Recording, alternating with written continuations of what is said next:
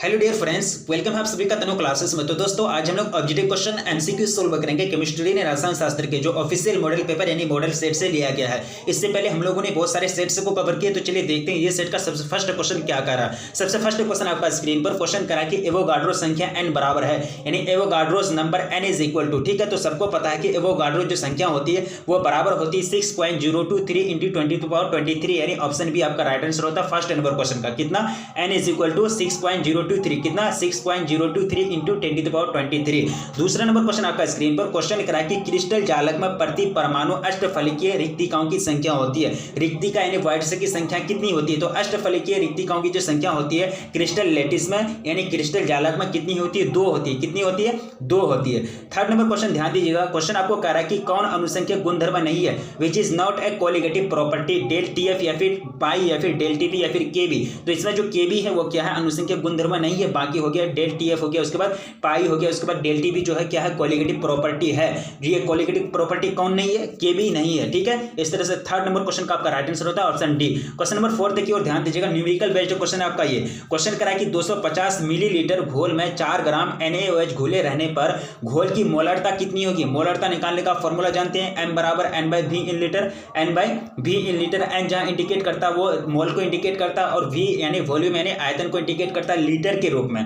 तो यहाँ सबसे पहले आपको 250 ml दिया, इसको पहले लीटर के रूप में बदलना पड़ेगा। यहाँ 4 ग्राम दिया है तो 1 ग्राम में कितना मोल होता है? 6.023 इंटू 10⁻23, 1 मोल होता है 1 ग्राम में, तो आपको 4 से इंडिकेट गुना करना पड़ेगा। इसको भी ग्राम जो है इसको मोल में बदलना पड़ेगा, तब आप ये रिएक्शन को, ये जो न्यूमेरिकल है इसको सोल्व करेंगे तो आपका जो फाइनली जो आंसर निकलेगा, मोलरता जो निकलेगा, n जो निकलेगा वो क्या निकलेगा? 0.4 निकलेगा। कितना निकलेगा? 0.4 निकलेगा। इस तरह से फोर्थ नंबर क्वेश्चन का आपका राइट आंसर होता है ऑप्शन बी। क्वेश्चन नंबर 5 की ओर ध्यान दीजिएगा, क्वेश्चन आपका कह रहा है कि समपराशरी विलयन में समान होती है, यानी आइसोटोनिक सॉल्यूशंस हैव सेम, क्या समान होती है? मोलर सांद्रता या फिर मोलरता या फिर नॉर्मलता या फिर इनमें से कोई नहीं, मोलर कंसंट्रेशन, मोलरिटी या फिर नॉर्मलिटी या फिर नॉन ऑफ दिस, ठीक है। तो 5 नंबर क्वेश्चन का जो राइट आंसर हो जाएगा वो हो जाएगा आपका मोलर सांद्रता यानी मोलर कंसंट्रेशन, यानी समपराशरी विलयन में ये दोनों क्या होते हैं? ये जो होती है क्या होते हैं? समान होते हैं, एक ही समान होते हैं समपराशरी विलयन में। तो 5 नंबर क्वेश्चन का आपका right answer option A right answer होता है। क्वेश्चन नंबर 6 की ओर ध्यान दीजिएगा, क्वेश्चन आपको कह रहा है कि 27 यानी 27 डिग्री सेल्सियस पर 1 मोलर विलयन का जो प्रासरण दाब होगा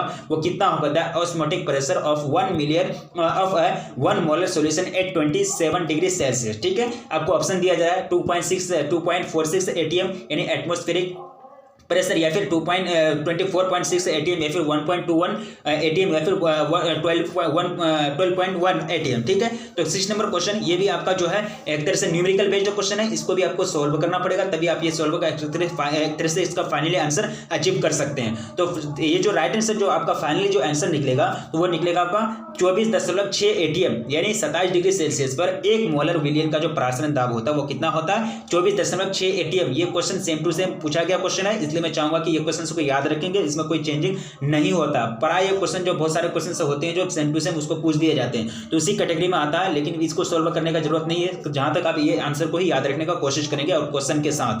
क्वेश्चन नंबर 7 तक कह रहा है कि किसका क्वथनांक एक वायुमंडल दाब पर सबसे उच्च होता है? Which has highest boiling point under 1 ATM pressure, ठीक है। तो किसका क्वथनांक यानी मोलर के रूप में आपको दिया गया है 0.1 मोलर NaCl, या फिर 0.1 मोलर BaCl2, या फिर 0.1 मोलर सुक्रोज, या फिर 0.1 मोलर ग्लूकोज। तो 7 नंबर क्वेश्चन आपका स्क्रीन पर, तो इसका जो राइट आंसर हो जाएगा वो हो जाएगा 0.1 मोलर BaCl2 का जो होगा वायुमंडलीय दाब सबसे उच्च होगा किसके कंपैरिजन में? 0.1 मोलर NaCl के कंपैरिजन में, 0.1 मोलर सुक्रोज और 0.1 मोलर ग्लूकोज के कंपैरिजन में इसका क्या होगा? क्वथनांक एक वायुमंडलीय दाब पर सबसे ज्यादा होगा 0.1 मोलर BaCl2 का, which has highest boiling point under 1 atmospheric pressure is 0.1 molar BaCl2, यानी 7वां नंबर क्वेश्चन आपका राइट आंसर होगा, ऑप्शन सी आपका राइट आंसर होता है। क्वेश्चन नंबर 8 की ओर ध्यान दीजिएगा, कह रहा है कि 0.1 मोलर BaNO3 विलयन के लिए वांट ऑफ गुणांक 2.74 है, तो वियोजन की मात्रा होगी the van't Hoff factor of 0.1 molar BaNO3 solution से is 2.74 the degree of dissociation, ठीक है। तो आपको परसेंटेज पूछा जा रहा है, सबसे पहले आप ये रिएक्शन को एक तरह से हल करेंगे, सॉल्व करेंगे, तो ये जो आपका परसेंटेज निकलेगा 8 नंबर क्वेश्चन में, तो आपका परसेंटेज निकलेगा जो वो निकलेगा 100%। कितना परसेंट निकलेगा? 100% निकलेगा। यानी 8 नंबर क्वेश्चन का आपका जो राइट आंसर होगा वो होगा आपका ऑप्शन सी।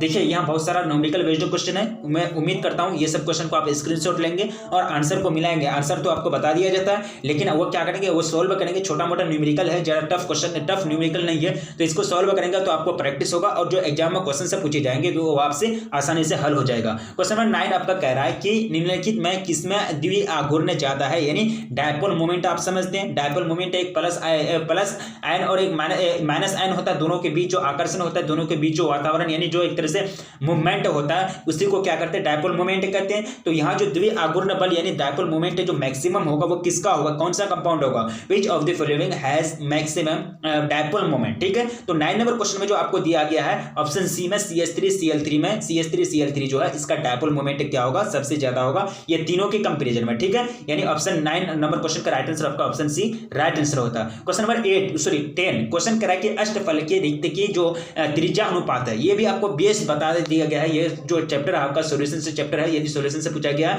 कि अष्टफलकीय रिक्त का जो एक तरह से त्रिज्या वो होता है, यानी त्रिज्या अनुपात जो होता है, रेशियो जो होता है वो क्या होता है। 10 नंबर क्वेश्चन, तो ये जो होता है 0.414 आपको बताया गया, कितना 0.414, यानी what is the radius ratio of octahedral 0.414। आगे क्वेश्चन कह रहा है कि H2SO4 है क्या है, अम्ल है, भस्म है, या फिर क्षार है, या फिर लवण है। ये तो सिंपल सी बात है, ये तो आप 10th में भी जानते हैं कि ये क्या है, H2SO4 क्या है, अम्ल है, यानी हाइड्रोक्लोरिक सल्फ्यूरिक एसिड जो एक तरह से H2SO4 जो है ये क्या है, अम्ल है। यानी 11वां नंबर क्वेश्चन का राइट आंसर ऑप्शन ए आपका राइट आंसर होता है। HCl क्या है, अम्ल है, जैसे कि HCl अम्ल है वैसे इसी तरह H2SO4 अम्ल है।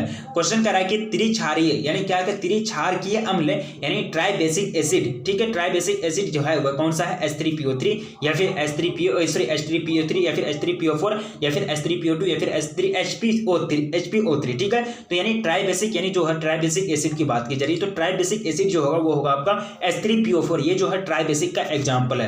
क्वेश्चन करा कि लैंथोनाइड संकुचन का तात्पर्य है, यानी लैंथोनाइड कंसंट्रेशन इंप्लाइज, यानी कंट्रेशन यानी कंट्रैक्शन इंप्लाइज, यानी लैंथोनाइड संकुचन को जो मतलब होता है वो क्या होता है, घनत्व में कमी, द्रव्यमान में कमी, या फिर आयनिक त्रिज्या में कमी, रेडियो एक्टिविटी में कमी, यानी decrease in density, decrease in mass, decrease in ionic radius या फिर डिक्रीज इन रेडियो एक्टिविटी। तो 38 नंबर क्वेश्चन का जो राइट आंसर होगा वो हो जाएगा आपका आयनिक त्रिज्या में कमी। क्या हो जाएगा, आयनिक त्रिज्या में कमी, डिक्रीज इन आयनिक रेडी। ठीक है, तो लैंथोनाइड संकुचन का यही मतलब होता है। संकुचन का मतलब ही होता है सिकुड़ना, जब सिकुड़ेगा तो वो क्या होगा, त्रिज्या यानी रेटी उसका घटेगा।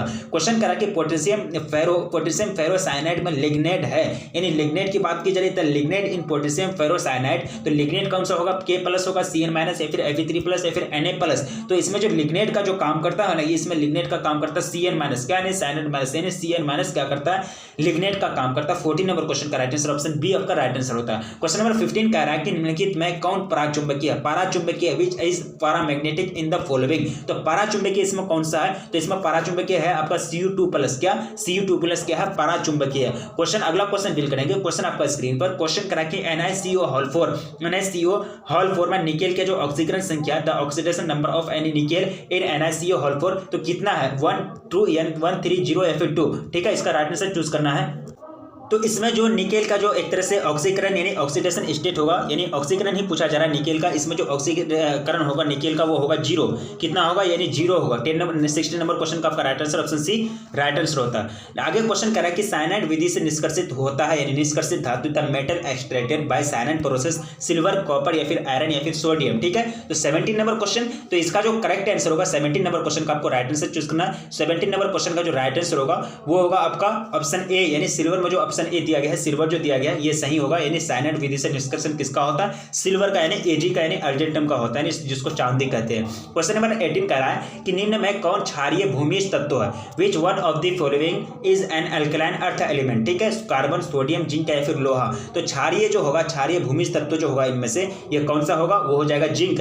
जिंक क्या है, क्षारीय तत्व यानी क्षारीय भूमिज तत्व है। ठीक है, अगला क्वेश्चन 19 डील करेंगे। क्वेश्चन आपका स्क्रीन पर क्वेश्चन करा है कि किस ग्रुप के तत्वों को संक्रमण तत्व कहते हैं, यानी which block of elements are known as transition element, P block या फिर एस ब्लॉक या फिर डी ब्लॉक या फिर एफ ब्लॉक। तो संक्रमण तत्व किसको कहते हैं, ये सबको पता है कि संक्रमण तत्व डी ब्लॉक में जितने भी एलिमेंट्स आते हैं उसको ट्रांजिशन एलिमेंट कहते हैं, यानी संक्रमण तत्व के नाम से जाने जाते हैं। क्वेश्चन करा कि निम्नलिखित में सबसे कम भास्मिक जो है वो है, यानी सबसे कम भास्मिक कौन है, which one of the following is a list basic. तो सबसे कम भास्मिक यानी NCl3 या फिर Nb3 या फिर Ni3 या फिर NF3, ठीक है। तो सबसे कम यानी जो भास्मिक होगा वो हो जाएगा आपका Ni3। क्या हो जाएगा, सबसे कम जो भास्मिक होगा वो कौन होगा, Ni3 होगा इन तीनों के मुकाबले में। क्वेश्चन निम्नलिखित कह रहा है कि निम्नलिखित में कौन हाइड्रोजन बंधन नहीं है। तो आपको पता है कि हाइड्रोजन जो बॉन्ड बनाता है वो बनाता है FON के साथ, किसके साथ, फोन के साथ, यानी फ्लोरीन, ऑक्सीजन और नाइट्रोजन के साथ बॉन्ड बनाता है, इसके अलावा किसी के साथ नहीं बनाता। तो यहाँ भी आप NH3 में देख सकते हैं, यहाँ आपका जो है N है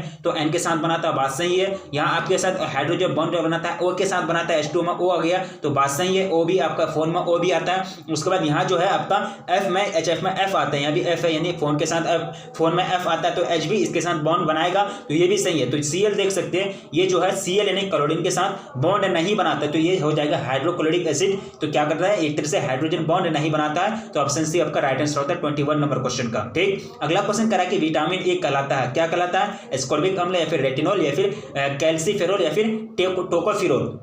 तो विटामिन ए की जो नाम है उसको कहते हैं रेटिनॉल, यानी रेटिनॉल के नाम से जाना जाता है विटामिन ए को भी, ठीक है। क्वेश्चन कह रहा है कि ईथर में ऑक्सीजन परमाणु है अत्यधिक क्रियाशील या फिर विस्थापित योग्य या फिर सक्रिय या फिर तुलनात्मक रूप से सक्रिय। ऑक्सीजन एटम इन ईथर यानी वेरी एक्टिव या फिर रिप्लेसेबल या फिर कंपैरेटिवली इनर्ट, ठीक है। तो 23 नंबर क्वेश्चन का जो करेक्ट आंसर होगा वो हो जाएगा विस्थापित योग्य। क्या हो जाएगा, विस्थापित योग्य, यानी उसको क्या कर सकते हैं, विस्थापित कर सकते हैं। क्वेश्चन कह रहा है कि निम्न में से कौन सा डाइसैकेराइड है, which of the following is disaccharide, lactose, starch या फिर सेल्यूलोज या फिर फ्रुक्टोज। तो इसमें जो डाइसैकेराइड है वो हो जाएगा आपका लैक्टोज। लैक्टोज क्या है, डाइसैकेराइड का एग्जांपल है। इथेन में कार्बन का संस्करण, यानी इथेन में कार्बन का आपको हाइब्रिडाइजेशन पूछा जा रहा है, sp3 या फिर sp2 या फिर sp या फिर d sp3d2। तो हाइब्रिडाइजेशन अगर निकालेंगे इथेन का, ethane ethene ethyne, ethane ethene ethyne, ठीक है। तो इथेन का अगर हाइब्रिडाइजेशन में अगर कार्बन का अगर हाइब्रिडाइजेशन निकाला जाए इथेन में कार्बन का यानी C का, तो हाइब्रिडाइजेशन जो निकलेगा आपका वो निकलेगा आपका sp3। क्या निकलेगा, sp3 निकलेगा। कह रहा है कि इथाइन में पाई बॉन्ड की संख्या कितनी होती है, जानते हैं आप, सिंगल बॉन्ड जो होता है वो सिग्मा बॉन्ड, एक डबल बॉन्ड जो होता है एक सिग्मा बॉन्ड एक पाई बॉन्ड, और ट्रिपल बॉन्ड जो होता है एक सिग्मा बॉन्ड दो पाई बॉन्ड होता है, ठीक है। तो इथाइन में जो पाई बॉन्ड की जो संख्या होती है, सबसे पहले आप इथाइन का स्ट्रक्चर लिखेंगे। इथाइन जो होता है वो उसका क्या करेंगे, इथेन इथीन इथाइन, तो यानी जो है CnH2n वाला फॉर्मूला है, CnH2n-2 वाला फॉर्मूला लगाएंगे। मेथ इथ कार्बन 2 की बात की जाए तो कार्बन जो हो जाएगा 2 हो जाएगा, तो C2 हो जाएगा, 2 कार्बन हो जाएगा। तो सबसे पहले इसको क्या करेंगे, कंपाउंड को लिखेंगे, उसके बाद उसका ओपन स्ट्रक्चर करेंगे, बॉन्ड सबको खोल करके यानी ओपन उसका स्ट्रक्चर खोलेंगे। उसका स्ट्रक्चर खोलने के बाद बॉन्ड को गिनती करेंगे, वहां से गिनती करके आप यानी काउंट करके वहां बता सकते हैं कि पाई बॉन्ड की संख्या कितनी होगी। तो पाई बॉन्ड की जो फाइनली जो संख्या होती है वो 2 होती है। कितनी होती है, 2 होती है। 26 number question correct answer option B. Question correct कि ज्यूपिटर आयन बनाने में कौन समर्थ है, which is able to form zwitter ion. तो ज्यूपिटर आयन कौन सा कंपाउंड बनाएगा, 27 नंबर क्वेश्चन आपका स्क्रीन पर। तो ज्यूपिटर आयन जो बनाता है H2 CH2COH, ये जो कंपाउंड है ये क्या बनाना है का योग्य है, यानी एक तरह से क्षमता रखता है, ज्यूपिटर आयन बनाने का क्षमता रखता है। 28 नंबर क्वेश्चन आपका स्क्रीन पर। क्वेश्चन करा कि C4H10O द्वारा कितने समावयवी ईथर प्रदर्शित करते हैं, यानी how many isomers ethers represented by the molecular formula C4H10O, ठीक है। तो कितने होते हैं टोटल, वो जो होते हैं 3, यानी 3 समावयवी ईथर प्रदर्शित कर सकते हैं, यानी करते हैं, ठीक है। तो 28 नंबर क्वेश्चन तक हम लोग सोल्व किए, 28 क्वेश्चन सोल्व किए, सारा क्वेश्चन से यूनिक क्वेश्चन है, और मैं चाहूंगा कि आप सभी क्वेश्चंस को डील करेंगे। और आप लोगों से रिक्वेस्ट है, अगर आप चैनल पर पहली बार विजिट कर रहे हैं तो प्लीज चैनल को सब्सक्राइब कर लीजिए, क्योंकि चैनल पर आपको पूरी तरह से तैयारी कराई जाती है। जो भी आपका बोर्ड लेवल के लिए काफी यूनिक होता है, जो बोर्ड लेवल में क्वेश्चन पूछा जाता है, जो बोर्ड लेवल में क्वेश्चन का जो स्ट्रेंथ रहता है, मजबूती रहता है, वही टाइप का क्वेश्चन आपको यहाँ कराया जाता है। वही जो मटेरियल होता है, बोर्ड लेवल का जो मटेरियल होता है, स्टैंडर्ड मटेरियल, वही आपको यहाँ प्रोवाइड किया जाता है, ठीक है। और वीडियो को लाइक नहीं किए तो प्लीज वीडियो को भी लाइक कर दीजिए और अपने दोस्तों में एक बार जम करके शेयर कर दीजिए, क्योंकि उनको इस तरह का कंटेंट उनको यूट्यूब पर कहीं नहीं मिलेगा, ठीक है। इसलिए मैं चाहूंगा कि आप चैनल पर लगा एक तरह से कंटिन्यू बने रहें, जो भी नोटिफिकेशन आपको मिलता है सारा नोटिफिकेशन को कवर करेंगे, ठीक है। तो रखिए अपना ख्याल, मिलेंगे फिर नेक्स्ट वीडियो में, तब तक के लिए जय हिंद।